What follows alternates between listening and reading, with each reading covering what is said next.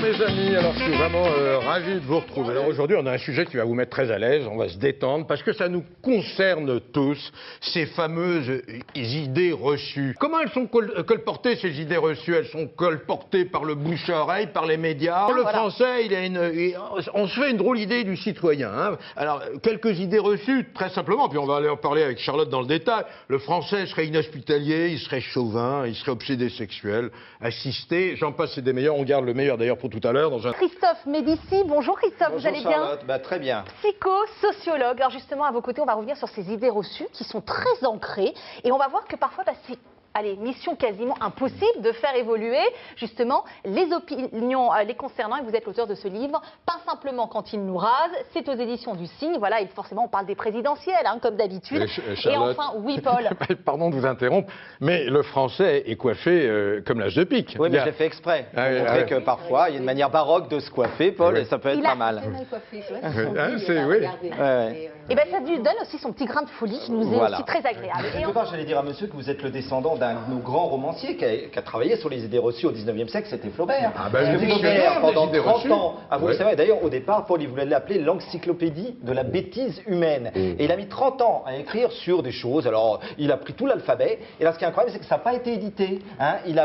On l'a mis à titre posthume à la fin de Bouvard et Pécuchet, le dictionnaire des idées reçues. Et ce qui est très intéressant, c'est qu'on a réfléchi aux idées reçues depuis pas mal de temps, simplement soyons honnêtes, tous autour de la table là, et puis nos téléspectateurs qui nous écoutent, elles sont conscientes ou inconscientes, ces idées reçues. Et c'est bien le problème, c'est qu'on serait bien mal placé pour savoir lesquelles de mes idées reçues sont conscientes ou inconscientes. C'est un sujet qui fait parler. Je vais vous arrêter un instant parce qu'on va croire que le français aussi parle pour ne rien dire. Comment naît une idée reçue? Comment elle vient à nous? Quelque part, une idée reçue, elle nous est transmise. Alors, elle peut nous être transmise dans le milieu familial, par des parents, par un ancêtre, ou par une figure d'autorité, quelque part. Ça peut être un maître, un enseignant, quelqu'un comme ça. En tout cas, ça peut nous être transmis par les médias, par un livre que nous lisons. En tout cas, ce qui est sûr, un homme politique. Une idée reçue, quelque part, quand on en fait la somme dans une société, ça s'appelait la doxa. Hein. Le doxa, c'est l'opinion publique la plus partagée. C'est ça, la doxa, depuis les Grecs. Et c'est vrai qu'une idée reçue, elle est faite pour être questionnée, à mon avis. On est en période électorale, là, Paul, tout le monde le sait. Pendant longtemps, on a vécu sur une idée reçue, qui était quand même n'importe quoi, que la politique c'était un métier d'homme. Et que les femmes n'étaient pas faites pour la politique. D'ailleurs, les femmes n'ont eu le droit de vote qu'en 1946. C'est quand même catastrophique comme idée reçue de penser que la politique est un métier d'homme. D'ailleurs, depuis, il y a des femmes qui s'en sont sorties très bien. Pensons à Angela Merkel, c'est pas si mal. C'est pas si mal. Pensons à Madame Kirchner en Argentine. Et quelque part, je pense qu'on est un peuple triplement carencé. On est carencé en estime de soi. Le français a de la mésestime de soi en ce moment, et pour cause. Il s'aime plus. Il s'aime moins. Il s'aime moins, Paul. Il s'aime moins depuis quelques années. Les autres, je ne parle pas d'idées reçues, là, madame. Hein, mais en tout cas, ce qui est sûr, c'est qu'il s'aime moins. D'accord? Il s'aime moins. Il s'aime moins. Par rapport à ça, parce qu'il faudrait peut-être définir ce qu'est une idée reçue aussi. Parce que je pense qu'il y a des idées reçues qui viennent de loin, qui viennent de l'ancestral, qui viennent de siècles. Et il y a des idées reçues d'actualité, qui font partie quelque part de la mode. Et une idée reçue, c'est pas une petite affaire. Parce qu'une idée reçue, parfois, ça peut faire des morts. Parfois, ça génère des injustices. J'en ai parlé parce que c'en est une. C'est une injustice vis-à-vis des femmes, que le fait n'est pas fait de politique. Une idée reçue, par exemple, qui a fait des morts, Paul. Pendant des siècles, dans la science, en médecine, on le sait.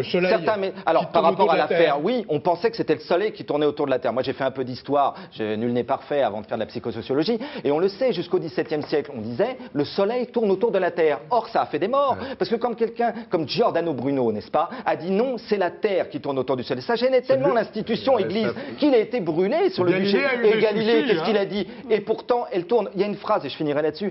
Les idées reçues, ça me fait toujours penser à une phrase de Bergson, qui disait « Les êtres humains ont une propension à considérer comme vraie l'idée dont ils se servent le plus souvent. » Et c'est ça le problème des idées reçues. Je suis content que vous disiez c'est juste parce que par rapport à tout à l'heure, vous êtes d'accord avec moi maintenant. Mais là, c'est vrai. Qui dit doxa, parce que qui dit doxa dit paradoxa, justement. La paradoxa, c'est le contraire de la doxa.